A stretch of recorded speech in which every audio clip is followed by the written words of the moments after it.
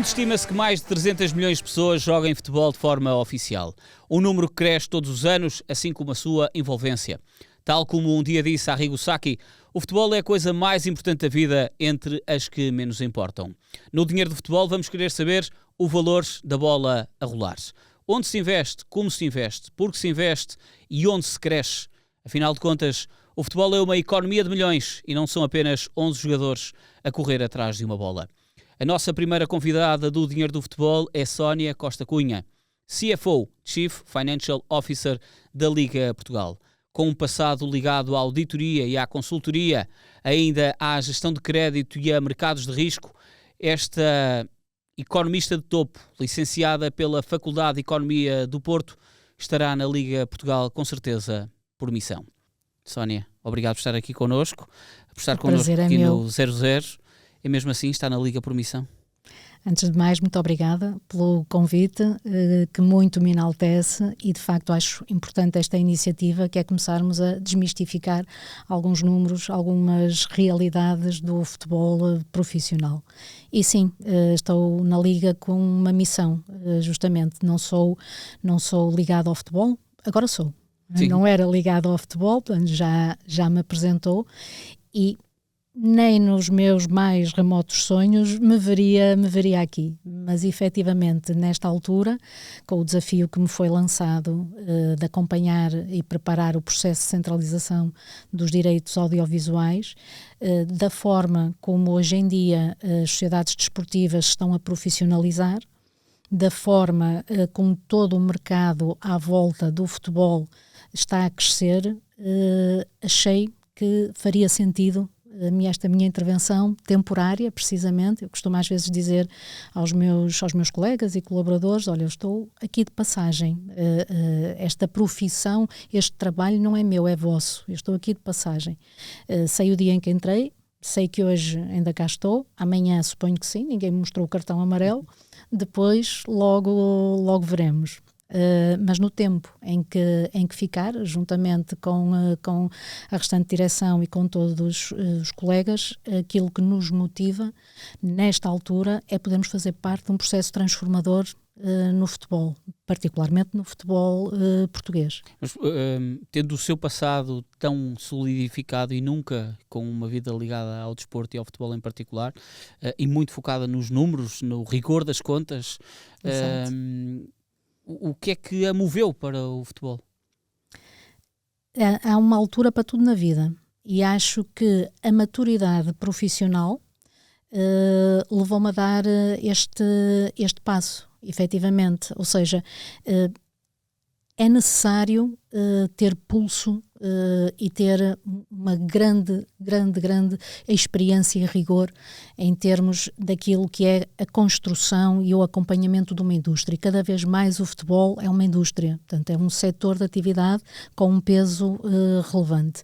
E toda a equipa tem, cada um nas suas áreas, uma experiência já vivida de maturidade profissional. E, portanto, quer a experiência em auditoria, quer na análise financeira ligada à gestão de risco de crédito, quer todo o processo de consultoria, me levaram a acreditar que faria diferença, nomeadamente na questão da aplicação, por exemplo, do modelo, mais tarde, que faz parte de toda a estratégia do modelo de centralização dos direitos audiovisuais, a implementação do modelo de fair play financeiro, por exemplo, entre muitas outras coisas que nós estamos a dinamizar na Liga, nomeadamente sensibilizar para questões fundamentais de investimento por parte das sociedades desportivas em áreas que lhes permitam gerar receitas operacionais controladas pelas próprias, não é? Não dependentes de terceiros, como são muitas das outras, e de resultados, como são muitas outras receitas muito relevantes, e portanto dizer assim, este é um setor fundamental economicamente e socialmente, e eu posso fazer uma pequena diferença. E aos 54 anos achei que se calhar era a altura de eu dar um passo completamente fora daquilo que seria a minha zona, e é a minha zona de conforto. Quando fala dessas mudanças que o futebol profissional pode ter em Portugal, estamos a falar de 34 sociedades anónimas, ou SEDUCs, não são todas sociedades anónimas desportivas, num meio que é tão, eu diria, tradicional.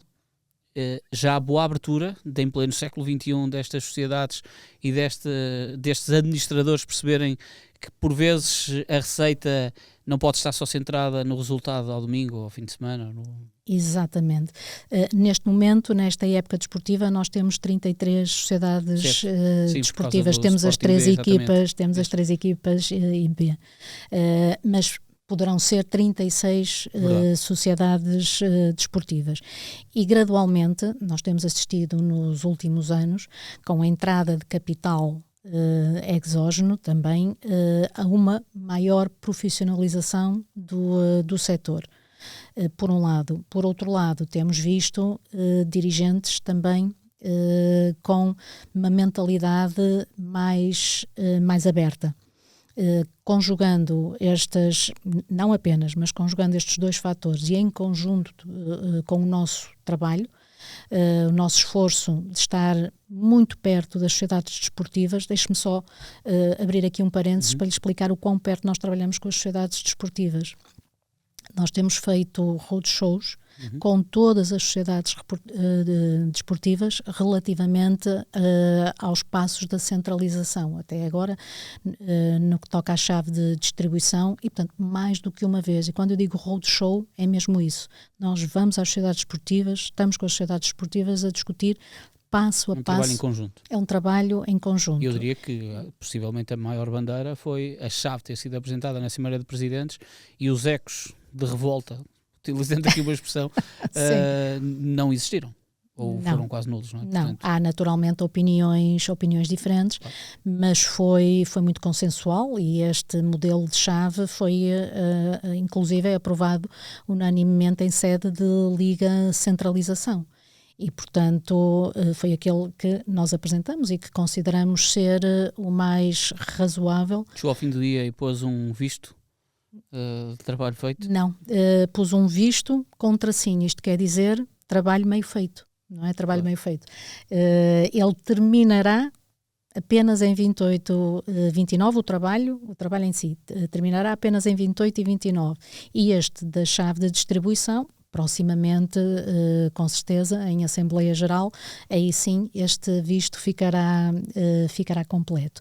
Mas regressando à sua questão, portanto, juntando estes vários fatores, nós vemos efetivamente uma maior preocupação por parte de muitos dirigentes com o financiamento e a estrutura operacional das sociedades desportivas e, portanto, aquilo que anteriormente não era uma preocupação, que era a gestão orçamental, o rigor orçamental, a própria gestão de tesouraria, hoje, em conversas que temos, já é uma fonte de preocupação. E recentemente fizemos até um workshop na Liga, sobre o potencial das infraestruturas, onde chamamos um player que está muito habituado, tem muita experiência na remodelação de estádios, de A a Z e de 0 a 100, e chamamos igualmente também o Real Clube Celta para vir em voz própria contar a sua experiência de remodelação do estádio, que é um case study, e por outro lado chamamos 2 empresas de consultoria financeira para a parte do financiamento. Isto para quê? Para conseguirmos mostrar e demonstrar às sociedades desportivas que com pequenos investimentos que podem ser faseados e podem ser pontuais, ou seja, quando falamos em infraestruturas muitas vezes assustamos-nos com a ideia, pensamos que estamos a falar da construção de um estádio novo. Não se trata disso. Deixe-me interromper, porque era de facto um dos pontos que tínhamos aqui até para trazer, e por isso atalho já o caminho, é a sensibilização aos clubes de que um estádio não pode só estar ativo de 15 em 15 dias para um jogo de futebol. E eu estou a recordar-me, por exemplo, que o estádio do Sporting chegou a ter um centro comercial que depois acabou por não, se calhar, ser potenciado da mesma forma como o próprio clube estaria na disposição, mas não temos muito conhecimento dessa exploração lateral do estádio. E é essa é uma das nossas vertentes de trabalho com as sociedades desportivas, é começar demonstrar-lhes que é possível fazer isso. Ou seja, transformar zonas locais onde com um investimento relativo gera receita operacional. Foram lá demonstrados casos em que num ano e meio, 2 anos, o investimento estava já mais do que coberto, do que pago. E essa parte é fundamental para que as sociedades desportivas comecem a gerar mais receita operacional, comecem a ter um volume de negócios mais sustentável e não dependam tanto das tais receitas externas, porque os direitos audiovisuais são fontes externas, nós não conseguimos controlar o mercado, somos uma parte do mercado, mas não conseguimos controlar o mercado. A venda dos passes ou dos direitos sobre os atletas, nós também não conseguimos controlar na totalidade, está muito dependente de vários fatores exógenos. As próprias receitas da UEFA também não são diretamente controláveis. Agora, aquilo que é a nossa atividade operacional, é o que nós conseguimos fazer dela. Qual é o maior ativo? Perceber o valor que existe. Perceber o valor que existe, a quantidade de espaços que são vendáveis e não estão aproveitados, por exemplo, não é? Sónia Costa Cunha, já conseguiu perceber quanto é que vale o futebol profissional em Portugal? Não, esse é o desafio que estamos a começar a trilhar agora, precisamente é abrir todo o caminho, abrir todas as portas para perceber que a nossa contribuição para o PIB será significativamente maior. Nesta altura estamos a falar, ou pelo menos no último ano, num valor a rondar os 660 milhões de euros. Sim, cerca de 0,25% do PIB. São valores aproximados. Nós estamos agora a concluir o anuário da última época desportiva, onde vamos ter valores mais atuais. Tudo aponta para um crescimento. Toda a atividade à volta do futebol profissional português tem crescido. Tivemos esta primeira janela de transferências que voltou a bater recordes, portanto isso é sintomático.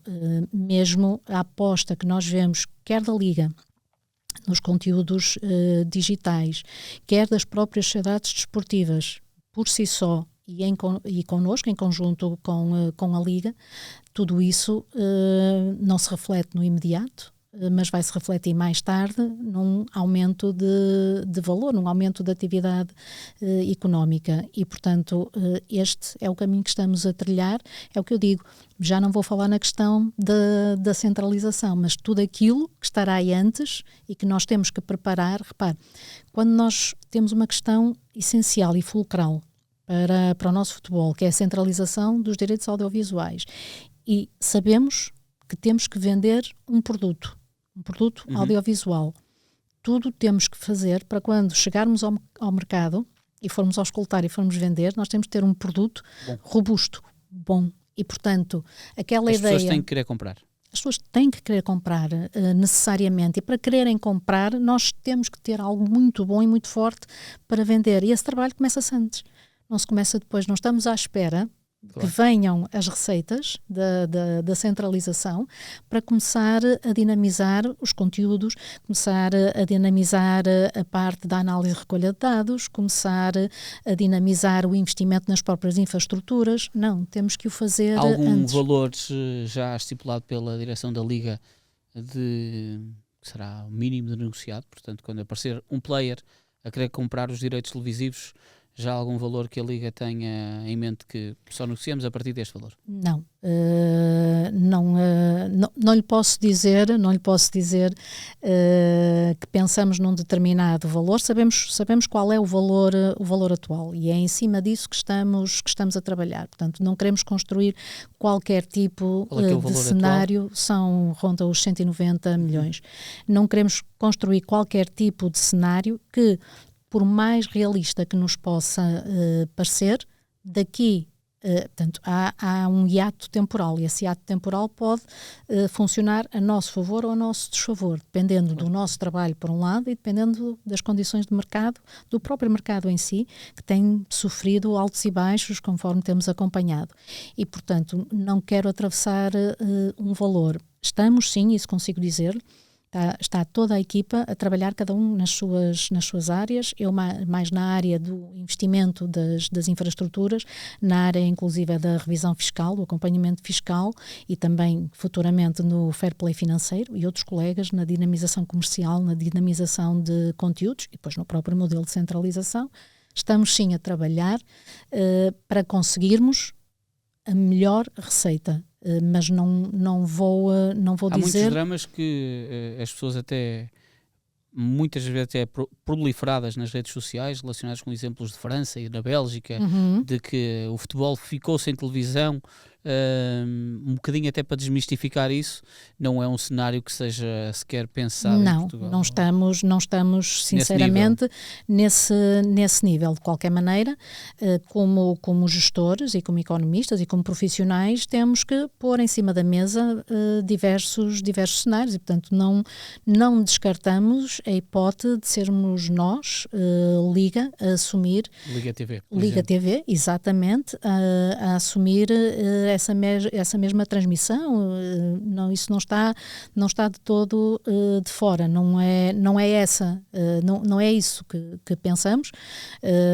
Nós vamos agora futuramente começar os primeiros tenders e, portanto, não estamos à espera disso, mas estamos preparados para essa eventualidade e temos que perceber que nós somos dos últimos países na Europa a começar com este processo.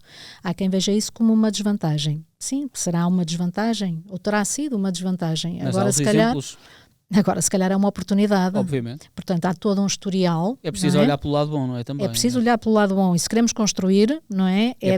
Temos os outros exemplos todos e, exatamente. Portanto, vamos fazer um exemplo melhor. Nós estamos a aprender e estamos a trocar experiências com diversas ligas, lá está, e estamos a falar com várias agências especializadas nesta matéria para percebermos aquilo que foi feito e não resultou e com isso conseguirmos fazer aquilo que acreditamos que resulte, claro. Precisamente. Portanto, estamos confiantes no processo. Sónia Costa Cunha, já que afloramos o valor da indústria e do impacto no PIB, 268 milhões pagos de impostos, o Governo já vos recebeu? Como é que estamos com a questão de fiscalidade? Foi uma bandeira muito antiga de que é uma luta muito o desporto é cultura, é entretenimento, é economia, é finanças. Há uma dúvida imensa e é isso tudo. E é isso tudo, e para mim não há dúvida nenhuma, mas sim, em termos legislativos reclamam muito, bilhetes a 23%, e acredito que a Liga também reclame. Naturalmente, não faz sentido, sentimos que aí existe uma discriminação, enquanto espetáculo desportivo, enquanto espetáculo social, enquanto espetáculo cultural, portanto sentimos que há aí uma discriminação. E de facto, se recuarmos para trás, houve em 2012 um corte e uma separação na legislação fiscal entre aquilo que são os espetáculos culturais e os espetáculos desportivos. Portanto, os espetáculos culturais ganharam a taxa de 6% e os espetáculos desportivos ficaram associados à taxa de 23%. E essa discriminação, essa diferenciação nunca mais foi reposta. E é uma batalha efetivamente antiga, mas que estamos aqui a pegar nela para continuarmos a trabalhar. Portanto, já tivemos reuniões com grupos parlamentares, começamos na passada semana para sensibilizar, portanto foi um kick-off, digamos assim, de início de trabalho. Temos tido sentido abertura por parte desses grupos parlamentares para trabalharem connosco, obviamente que... E do Governo? Do Governo tivemos uma reunião inicial, já Governo em cessação de funções, que demonstrou sensibilidade também e abertura para rever a questão. A questão, deixe-me pôr-lhe isto de outra forma, o IVA na bilhética, a taxa reduzida, não se põe só, põe-se muito também por uma questão fiscal, de equidade e de justiça fiscal, claro. Mas também para ter um efeito prático básico. Nos bilhetes? Exatamente, e que é basilar no produto. E, portanto, teoricamente, assim é, se baixarmos o preço do bilhete, através da respectiva baixa da taxa do IVA, à partida, teoricamente, teremos maior afluência nos estádios. Isto associado a uma forte campanha de comunicação por parte da Liga terá que ter o seu efeito. E isto tem um efeito não só no aumento que nós queremos, porque futebol é espetáculo e, portanto, queremos dar-lhe a alegria que ele merece e a vida que ele merece, com a afluência nos estádios, mas também porque nenhum produto com um estádio vazio consegue ser verdadeiramente interessante. Claro. Não é? Se conseguirmos encher os estádios, conseguiremos ter um produto mais valioso, um produto para melhor venda. E isto tem impacto direto na centralização. Ora, a centralização resulta de um decreto-lei.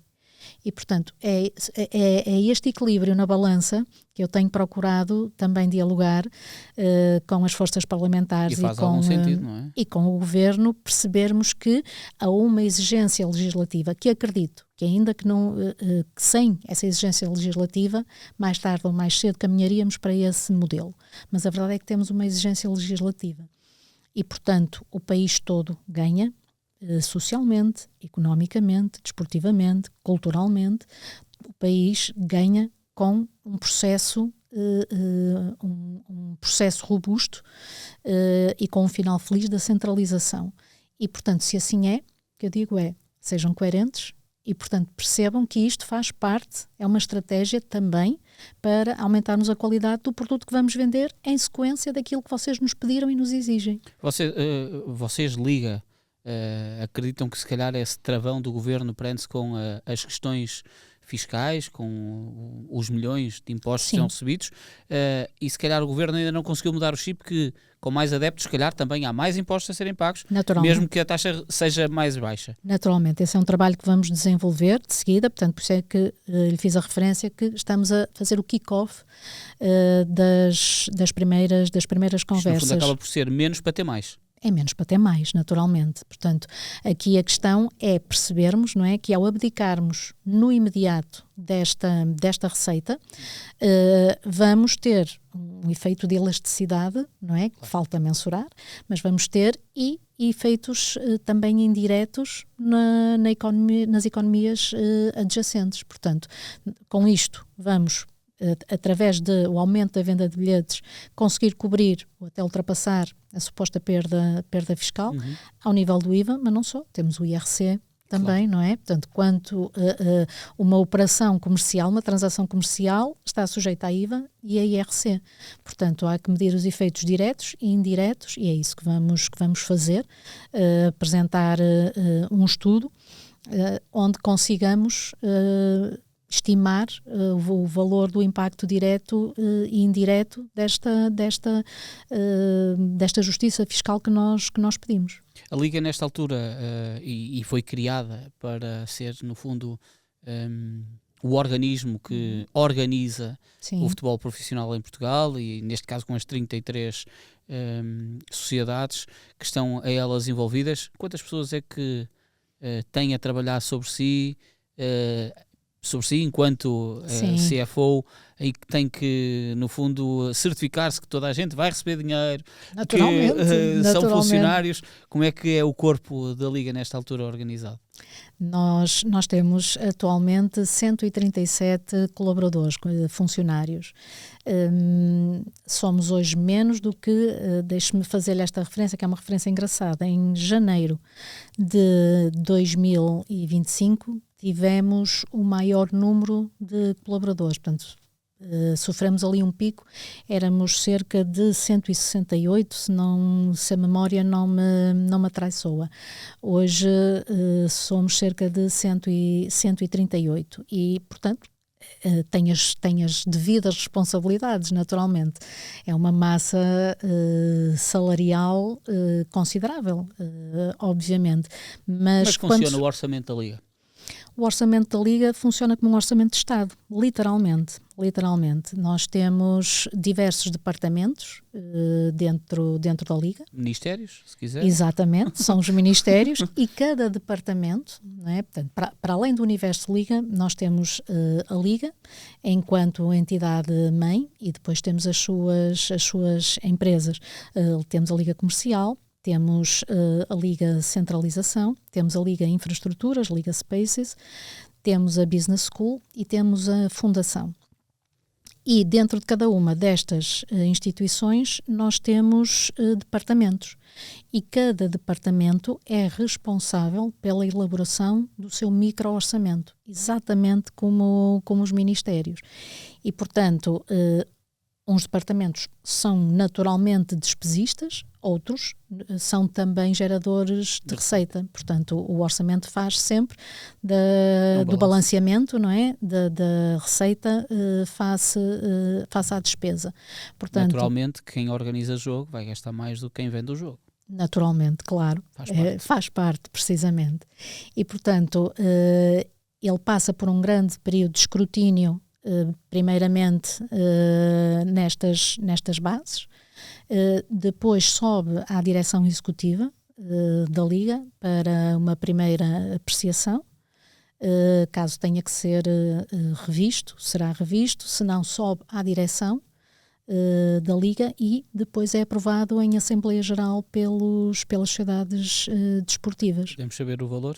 Orçamento? Sim, aquilo que nós temos projetado para este ano são cerca de 31,8 milhões em receita e cerca de 31,2 milhões em despesa. Superávit.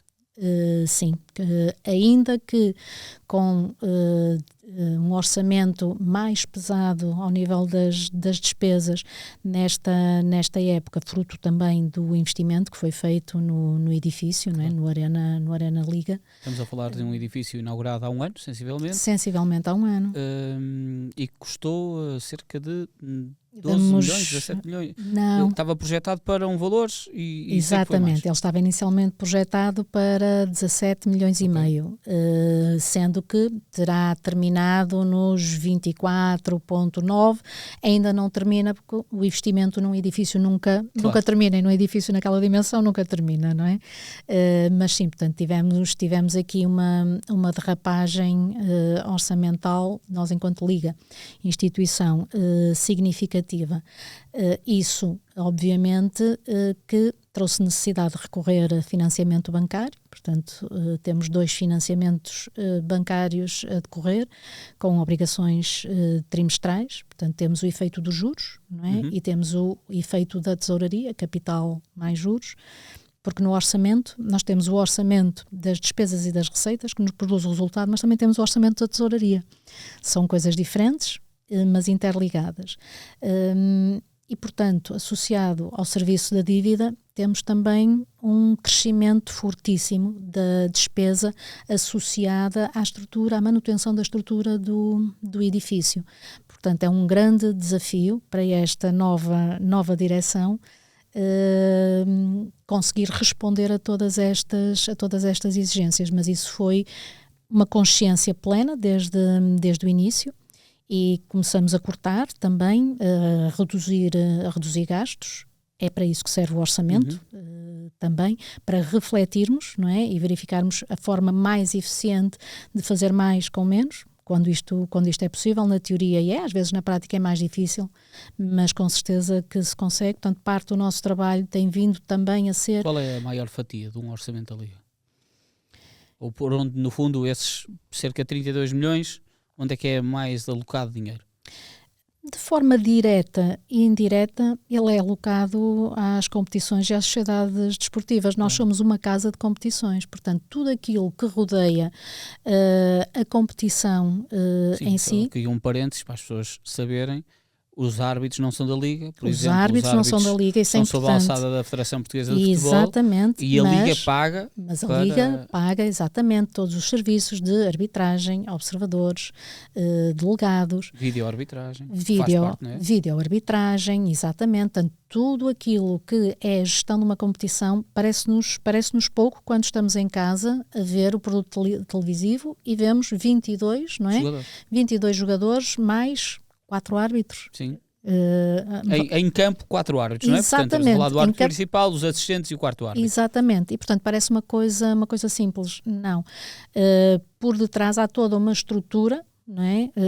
Já para não falar em tudo que é a regulamentação, o cumprimento dos normativos, etc. Há toda uma estrutura que tem que ser alimentada. Portanto, as pessoas que estão disponíveis em Match Day são muitas, são imensas.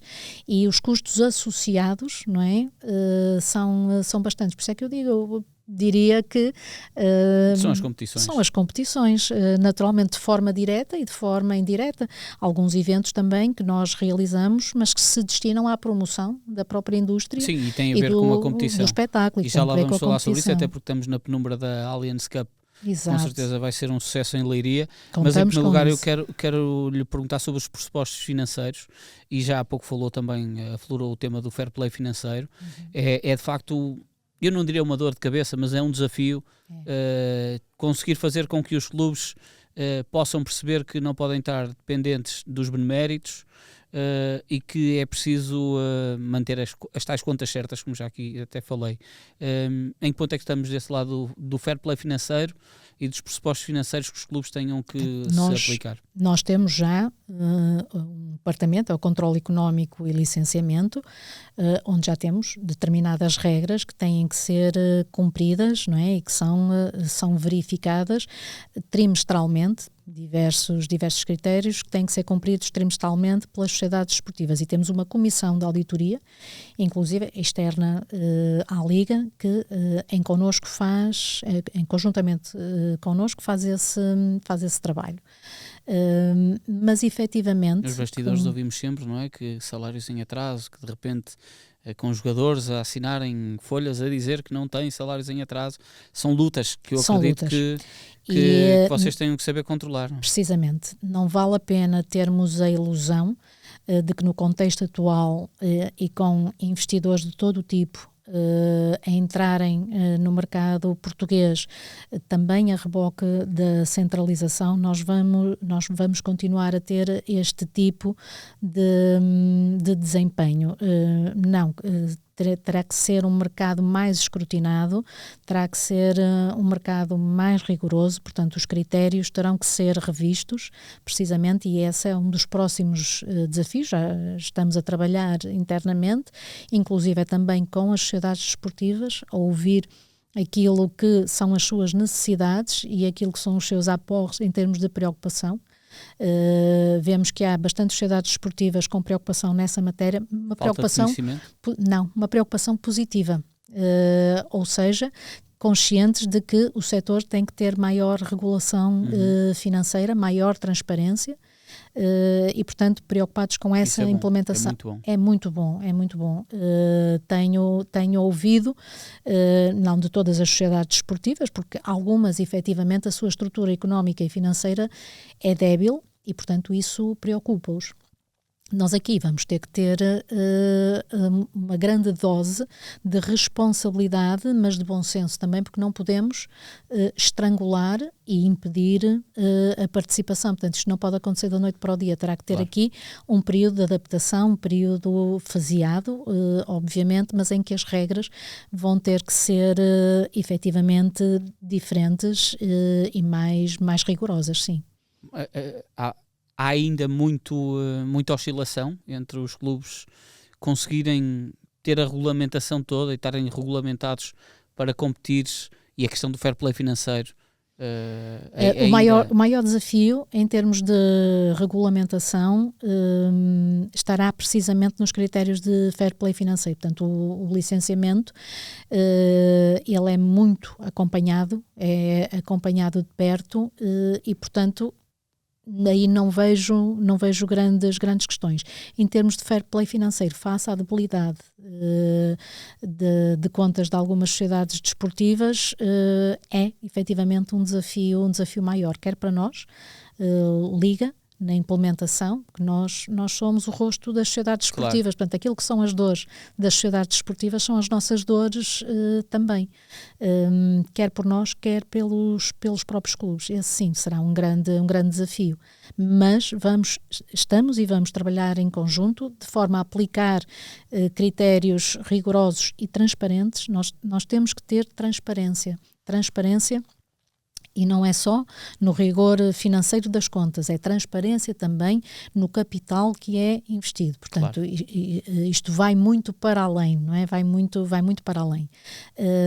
E termos a preocupação de implementar essa transparência, esse rigor, para trazer credibilidade ao nosso futebol e, simultaneamente, conseguirmos auxiliar as sociedades desportivas, portanto, criar mecanismos que lhes permitam cumprir de uma forma faseada. A Sónia Costa Cunha, há pouco estava a falar, falamos sobre o investimento feito no edifício da Arena Liga Portugal e do investimento que é necessário para que o próprio edifício seja amortizado, com o crédito feito. O orçamento, para ser robusto da Liga, tem que haver aqui alguma elasticidade também de acordos comerciais paralelos, haver outro tipo de parceiros para que nós temos... seja seguro, sustentado e não haja qualquer tipo de derrapagem maior. Nós temos efetivamente uma grande componente de ativos comerciais e de parcerias comerciais. Inclusive, fomos ambiciosos, tivemos de ser ambiciosos naquilo que exigimos, e entenda-se exigir no bom sentido, naquilo que pedimos à nossa direção comercial, no que nós chamamos de New Business. Fomos exigentes e atualmente já ultrapassamos esse mesmo objetivo. Portanto, nós temos de ser muito proativos também, ainda que não tivéssemos este ativo, este edifício, que é um desafio gigante. É, como eu digo, em termos de tesouraria, de serviço da dívida e em termos de despesas de manutenção, conservação, nós temos uma área exterior grande, que requer bastante conservação, cuidado, não é? E bastante cuidado. Tem que ter um cortador de relva lá todos os dias. Quase, exatamente. e não é fácil, porque é íngreme, portanto tem que saber segurar bem a máquina. Sem dúvida, sem dúvida. Muitas vezes estou, enquanto estou a caminhar no escritório, às vezes a pensar, consigo ter a visão para a parte relevada, que é muito bonita, mas precisamente traz também ela a despesa. Portanto, tudo ali são desafios. E estava eu a dizer, mesmo que não tivéssemos este maior e grande desafio, teríamos que ser sempre criativos para gerar receita, nomeadamente aqui neste caso receita comercial. Toda a receita que nós gerarmos é a receita que reverte a favor das sociedades, claro, das sociedades desportivas. Portanto, toda a receita é distribuída de forma direta ou indireta pelas sociedades desportivas. Mas, efetivamente, com este investimento, temos uma equipa comercial muito robusta, muito sólida, onde estamos sempre a trabalhar para a aquisição de novos sponsors, de novos parceiros, para além dos naming sponsors que nós temos nas nossas competições, BetClick, Meu Super, a Allianz, com a Allianz Cup, mas sim, é uma área muito sacrificada, particularmente aqui pela CFO, que pede muitas vezes resultados, mas com um grande orgulho digo, essa equipa como as restantes. Há uma expressão que eu me habituei a ouvir quando entrei para a Liga: o melhor da Liga são as pessoas. E percebendo o que isso queria dizer, hoje em dia, com cerca de 7 meses, confesso que sim, o melhor da Liga são as pessoas, porque efetivamente as pessoas empenham-se e sofremos, na altura quando entramos, sofremos uma grande redução de quadros, uma redução significativa de quadros, mas ainda assim conseguimos responder a todos os desafios, conseguindo superar alguns desafios que impusemos a nós próprios. Portanto, no pouco tempo que tenho, estou muito orgulhosa de todas as pessoas que compõem a Liga. É um desafio da Liga perceber também qual é que é o tracking do adepto em Portugal? Naturalmente que é um desafio, não é uma área que seja dominada por mim, mas sim, o perfil do adepto é algo fundamental para qualquer produto. Termos dados, termos informação é fundamental. Mas é difícil perceber, numa economia tão abrangente como esta, qual é que é o perfil do adepto? Mas estamos precisamente também a trabalhar muito nesse sentido para conseguirmos conhecer o perfil do adepto, para podermos atuar junto do adepto, para lhe podermos oferecer a melhor experiência, conhecê-lo, cativá-lo, fidelizá-lo, torná-lo um membro de toda esta comunidade. Mas é um desafio muito grande. Vem aí a Allianz Cup. Vem aí. Quanto é que vale nesta altura a Allianz Cup para a Liga Portugal? Quanto é que ela movimenta? É a competição, eu diria, rainha da Liga. Vou utilizar esta expressão, porque é a competição idealizada pela Liga, controlada Justamente. pela Liga, em que tem mão completa e pode trabalhar sobre ela. É uma competição muito bonita, sem dúvida, que começa a ser trabalhada com muitos meses de antecedência, que envolve uma equipa gigantesca de pessoas e onde as pessoas, mais uma vez, dão todo o seu melhor, trabalham diversas horas e trabalham com gosto. Eu diria, até porque conheço relativamente bem essa realidade da organização, que é aquela competição onde a Liga se sente verdadeiramente em casa. É verdade. Porque ela é toda produzida em casa, toda idealizada, toda montada pela Liga, justamente, e onde conseguimos ter casa cheia, repleta de alegria, muitos desafios sempre, mas repleta de vida, de alegria. É uma competição muito bonita, onde eu associo sempre a uma festa. Não é só desde que estou na Liga. Esta vai ser a minha primeira Allianz Cup. Portanto, eu própria estou muito... Será a primeira vez na tribuna, não é? Portanto... Será a primeira vez, exatamente, na tribuna, sem dúvida. Portanto, estou muito, muito curiosa com tudo isto, embora esteja, lá está, estou por dentro do orçamento, quer das despesas, quer da estimativa das nossas receitas. Portanto, é uma competição que nos gera um resultado positivo, mas não é só o resultado. Isso deixa-me particularmente satisfeita, mas não é só o resultado nesta competição que impera. É efetivamente a festa, quer dos colaboradores, quer dos clubes, quer dos adeptos. Qual é que é o resultado estimado por parte da Liga?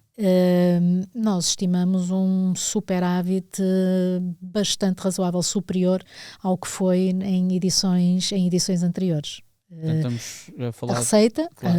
Alguma já está contratada, não é? Claro. Mais uma vez, a componente comercial aqui superou, mas temos também a bilhética, a hospitalidade. Portanto, uma grande componente já está assegurada, mas continuamos em curso. E temos a nossa própria venda de produtos oficiais. Vamos ter, ano passado não existiu, mas este ano vamos ter também uma fan zone. Portanto, tudo isso gera receita, não só receita para a Liga e para os clubes, como receita também adjacente, não é? Claro.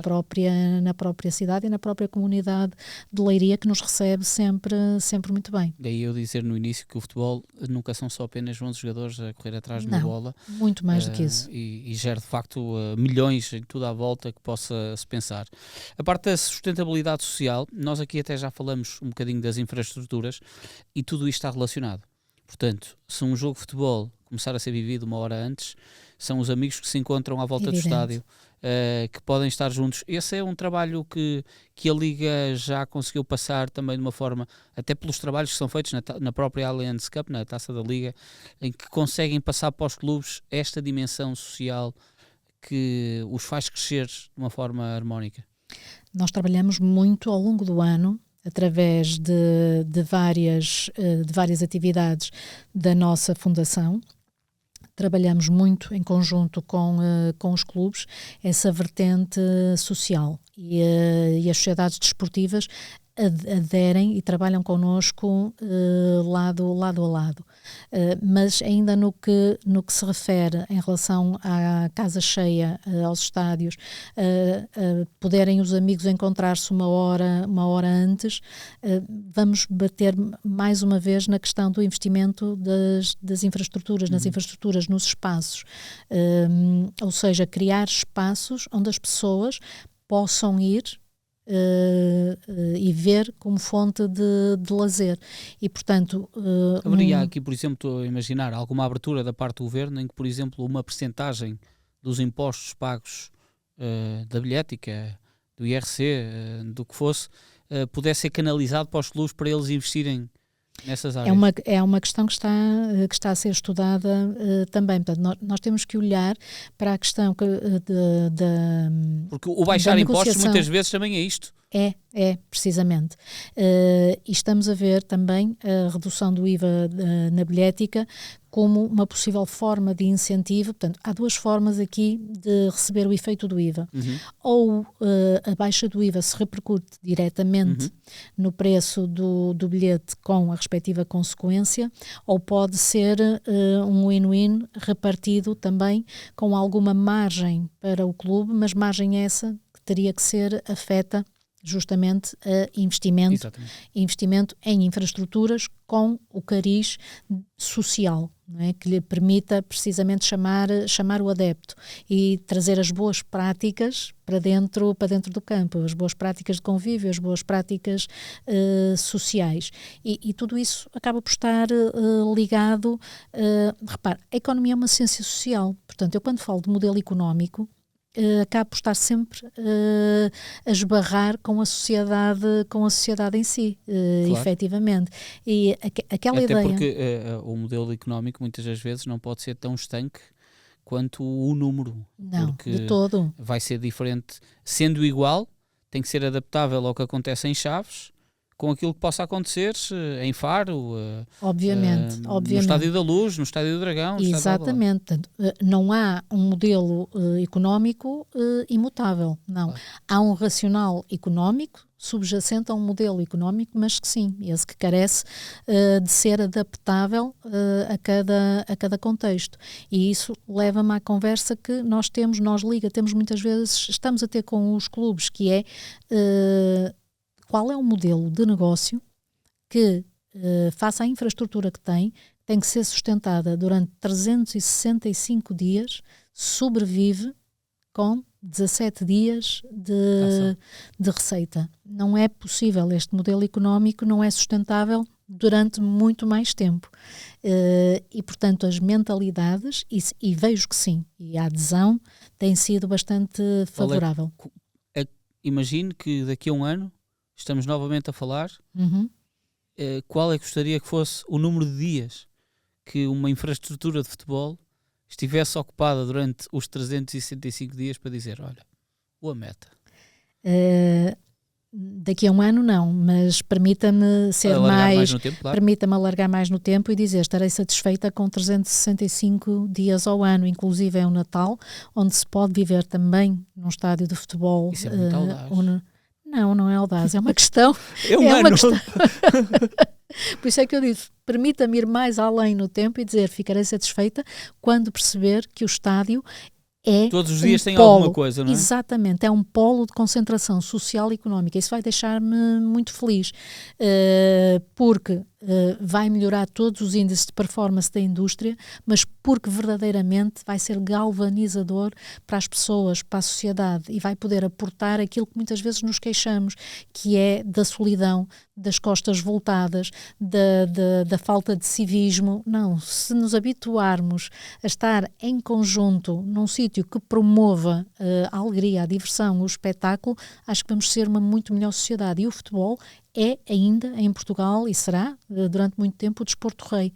Portanto, é torná-lo desporto rei em termos económicos e financeiros, naturalmente, e tornar o desporto rei também enquanto fonte agregadora e fonte de paz e de convívio, portanto, e termos uma festa de final de ano num estádio, num espaço do estádio, e termos as festas de aniversário de todos os seus adeptos, e não só dos seus adeptos, mas dos amigos dos adeptos, aí sim, aí eu estarei plenamente feliz com o kick-off que nós lançamos. Isso é bastante audaz. Estamos mesmo a terminar o nosso programa. O tempo passa depressa.